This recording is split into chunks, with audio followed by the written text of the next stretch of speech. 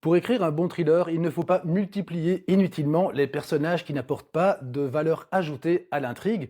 Et puis, l'idée, c'est de planifier leur trajectoire. Ils rentrent quand, ils sortent quand. Tout personnage qui rentre doit sortir d'une manière ou d'une autre. Sinon, bah, il reste dans l'esprit du lecteur qui se dit, mais alors, il lui arrive quoi à lui? Mais en fait, il lui arrive plus rien, il est parti. Donc, il faut le faire partir gentiment, comme dans un film. Et puis, une fois en passant, se reposer la question, tiens, où en suis-je? Que doit faire mon personnage? Alors, moi, je fonctionne avec des feuilles A2, comme vous voyez. Donc ça, c'est Topo chapitre 6. Je tiens toujours à ce que les personnages soient actifs dans l'intrigue, c'est-à-dire qu'ils apportent quelque chose, soit parce qu'ils apportent une solution, soit parce qu'ils apportent un obstacle, un problème. Et tout ça doit se mêler, parce que tous ces personnages, forcément, ils sont en interaction, tout ça doit se mêler dans un tout cohérent.